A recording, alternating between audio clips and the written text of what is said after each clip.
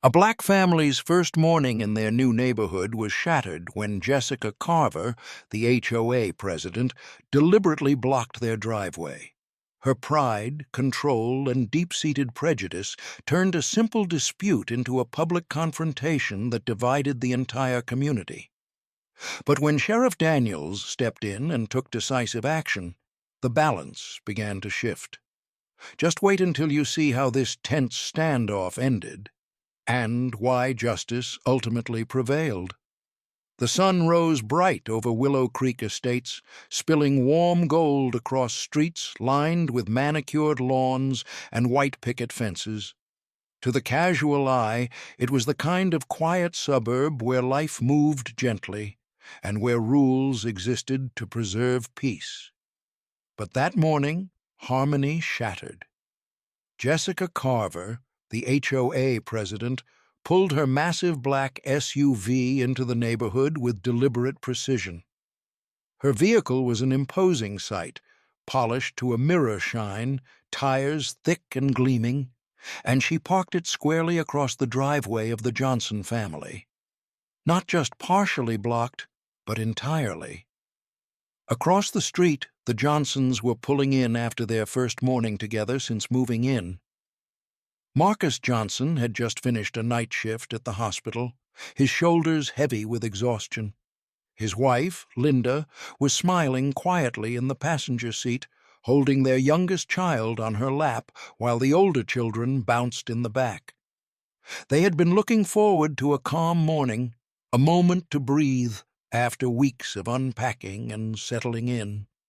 That peace evaporated instantly when they saw Jessica's SUV. Marcus slammed his hands against the steering wheel, the sound sharp and tense. His brow furrowed as he stepped out of the car. "This isn't just parking," he muttered under his breath, his voice low but edged with anger. "This is deliberate." His words weren't just frustration. They carried the weight of knowing something deeper was at play. Jessica Carver watched from the curb, arms crossed, her face an unreadable mask. For her, this was not a random decision.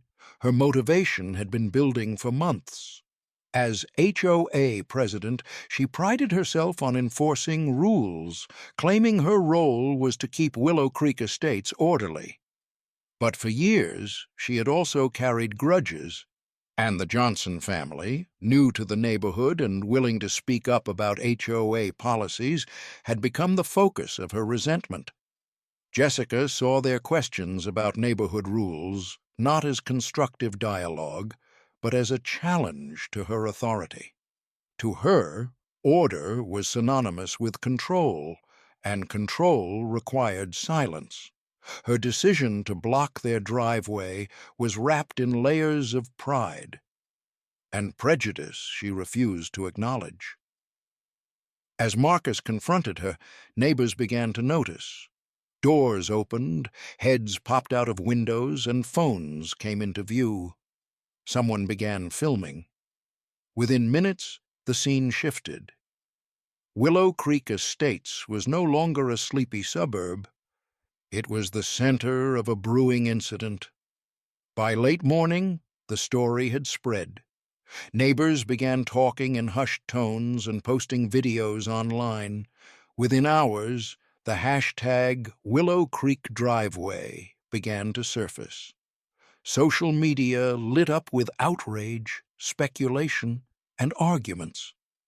Some people took Jessica's side, arguing HOA rules must be respected. Others sided with the Johnsons, condemning the act as deliberate harassment. The neighborhood was split, and what started as a personal dispute was becoming something much bigger. By noon, the hum of news vans filled the street. Cameras appeared, tripods unfolded, and reporters stepped into the growing crowd. The Johnsons stood together in front of their blocked driveway, their children clutching them nervously as cameras rolled. Marcus clenched his fists at his sides, fighting the urge to yell, his voice tight with suppressed frustration. Jessica remained stoic, though her eyes darted toward the growing audience. To her, she was defending the rules. To Marcus and Linda, she was an obstacle, a symbol of something unfair and unjust. The moment carried a charge of tension that felt almost tangible, as if the quiet of Willow Creek Estates had been replaced by the pulse of confrontation. It was no longer about a single driveway. It was about pride, power, and the fault lines of a community being exposed for all to see. For the Johnsons, the blocked driveway was no longer a matter of inconvenience. It had become something heavier, something that weighed on their sense of dignity. What had begun as an ordinary morning spiraled into a public display of humiliation. Marcus Johnson stood beside their SUV, glancing back at his children who were sitting in the driveway, confused and quiet. His youngest, Mia, clutched her school backpack while his eldest, Elijah, tugged at his sleeve. Marcus bent down to explain in gentle words why they couldn't leave. "We can't go to school right now," he told them quietly, his voice steady but strained. "Something unfair is happening, and we have to stay." His children looked up at him with puzzled expressions, too young to understand fully, but old enough to sense his frustration. Linda Johnson, watching from the porch, felt her chest tighten. The moment was more than just a blocked driveway. It was a reminder that their presence here, as a black family in a predominantly white neighborhood, was not being quietly accepted. "This isn't about parking," she whispered to Marcus, her voice low but firm, as a camera crew caught her words.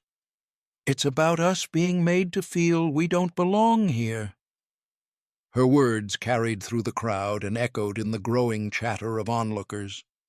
By mid-morning, Willow Creek Estates had become a stage. Voices rose on porches and sidewalks. Opinions divided sharply. Some residents, older and long-time members of the HOA, defended Jessica Carver.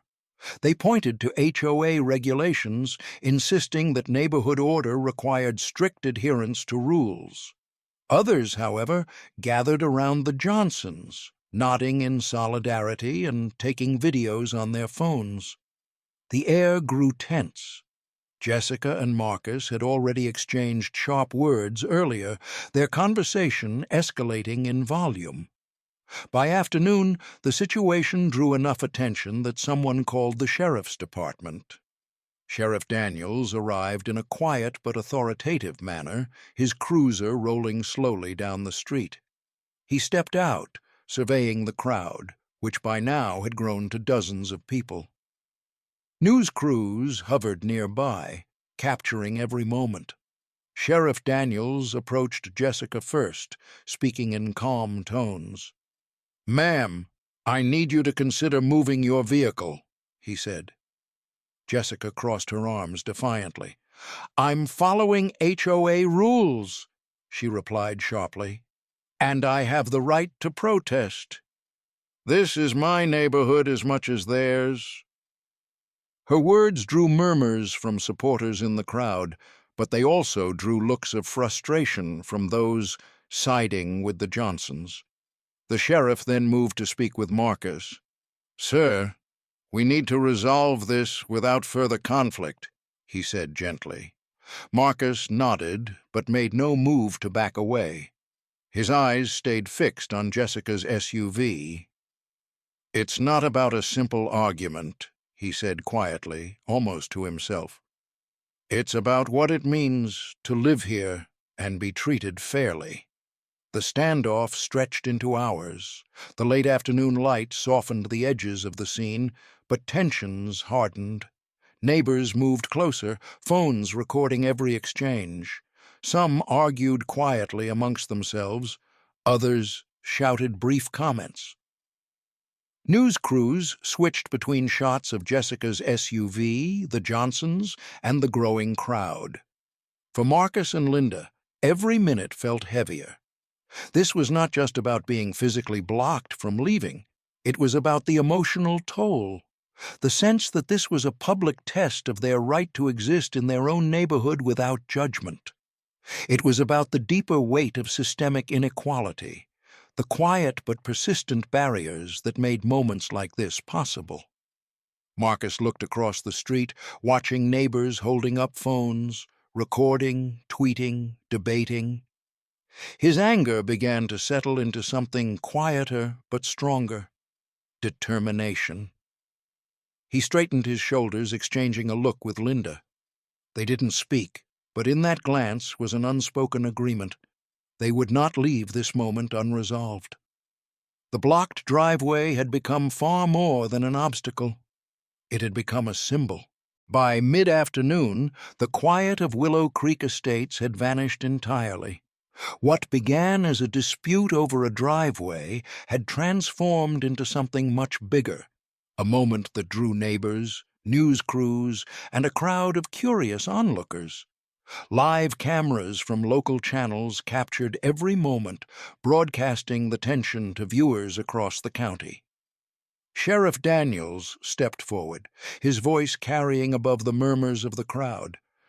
This isn't just a parking dispute anymore, he said firmly, looking first toward Jessica Carver, then toward Marcus Johnson and the gathered neighbors. This is a matter of fairness. His words landed like a declaration. Cameras zoomed in, capturing his face in sharp detail. The sheriff's statement spread instantly on social media. Behind him, the crowd stirred.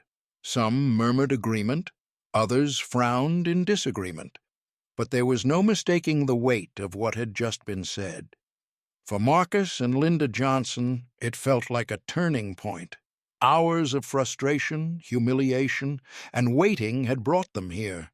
Now, for the first time, they felt a sense that justice was within reach.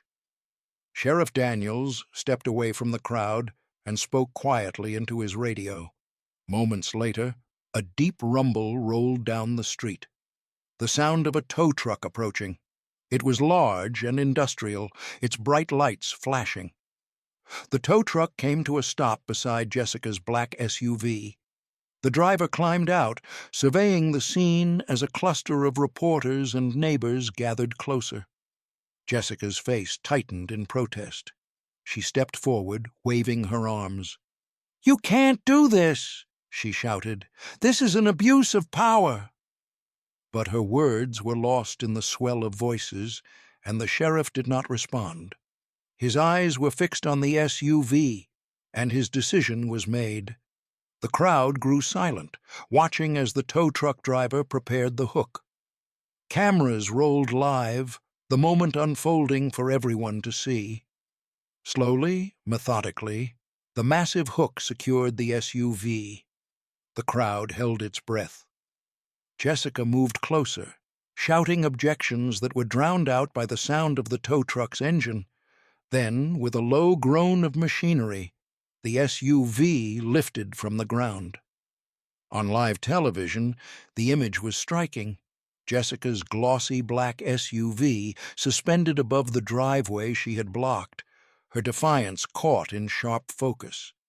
The moment was more than just a vehicle being towed. It was a symbol. For many watching at home, it was a turning point. For Marcus and Linda, hope surged. They stood shoulder to shoulder, watching in quiet awe. Marcus's jaw clenched, not in anger, but in a mix of relief and resolve. Linda reached for his hand. "We did it," she whispered, though there was still no certainty about what would come next. But they felt, for the first time since this ordeal began, that they had won a piece of something bigger than themselves. Neighbors began to gather around them. A few offered smiles, others clapped softly, and some approached to offer words of encouragement. "You stood your ground," one neighbor said. "That took courage." Cameras captured it all, the scene shifting from confrontation to solidarity. The incident, once a local dispute, was taking on a new meaning. It was becoming something larger, A moment of awareness, a rallying cry for fairness. Across the neighborhood and online, the image of the SUV being lifted became a powerful symbol. Discussions were erupting on news feeds, in comment threads, and across social media. People began talking about justice, equality, and the meaning of community. For the Johnsons, hope was no longer a quiet wish. It was visible, alive in the faces of those who surrounded them, in the voices that called their names, and in the knowledge that their stand had been seen by the world. It was the moment they realized they had started something bigger than themselves. The morning after the standoff, the world had already seen what happened at Willow Creek Estates. Footage of Jessica Carver's SUV being towed had gone viral. Across television screens, smartphones, and social media feeds, the image of that gleaming black vehicle suspended in the air played again and again. News anchors framed it as more than a parking dispute. They called it a moment of fairness, courage, and accountability. On the local news, reporters replayed the scene in slow motion, highlighting Sheriff Daniels's words. "This isn't just a parking dispute anymore. It's a matter of fairness." Across the county, people were talking about Willow Creek Estates. The incident had transcended neighborhood gossip. It became a story about community, rights, and the courage to stand against injustice. Jessica Carver woke to calls from reporters and neighbors. The HOA board had opened an investigation into her conduct. Her authority as president of the association was challenged, and she faced growing criticism for what many saw as an act of deliberate exclusion. Emails circulated, meetings were scheduled, and the incident became the central topic of conversation in town halls and online forums. For Marcus and Linda Johnson, the days after were surreal. What had begun as a quiet morning dispute had turned into something much larger. Invitations came to speak at community events. Emails from strangers poured in.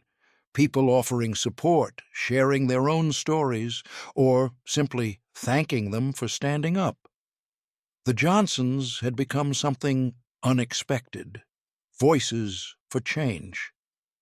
At a community forum about discrimination and neighborhood rights, Marcus stood before a crowd of residents, journalists, and advocates. The room was filled with cameras and microphones.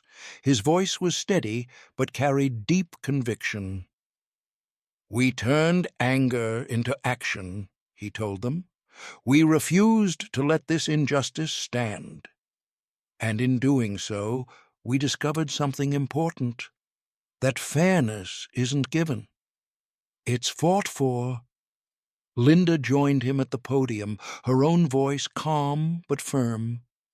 "This was never just about our driveway," she said. "It was about making sure no one else feels like they don't belong because of who they are." Her words were met with applause. The crowd nodded, some wiping away tears, others holding up phones to record. Inspired by the events, the Johnsons founded a group within Willow Creek Estates dedicated to ensuring transparency and fairness in HOA decisions. They called it Neighbors for Fairness. The group's mission was simple but powerful: to give every resident a voice and a platform to address concerns before they turned into conflict. Town meetings began to change. Discussions were no longer confined to bylaws and landscaping rules. They included conversations about equality, respect, and dignity. Neighbors who had once kept to themselves began to speak up. Willow Creek Estates was awakening to a new sense of community. For the Johnsons, the victory was not measured in a single day's events, but in the shift that followed. They had faced humiliation, frustration, and resistance, yet they had emerged not only unbroken, but empowered. Their stand had sparked a ripple effect that reached far beyond their own driveway. By the end of that season, Willow Creek Estates was not the same neighborhood. The incident had become a symbol, a moment people would remember. It was proof that standing up against injustice could change the character of a community. Conversations about fairness and equality were no longer whispers. They had become part of everyday life. For Marcus and Linda, the lesson was clear. It was no longer just about a driveway. "It's about reclaiming dignity," Marcus said at a later meeting. "It's about breaking down prejudice and proving that justice isn't something to wait for, it's something you fight for." In the end, Willow Creek Estates had gained more than clarity about rules. It had gained a story of courage, solidarity, and change. A story that would echo far beyond that quiet street, inspiring people to stand for fairness wherever they lived.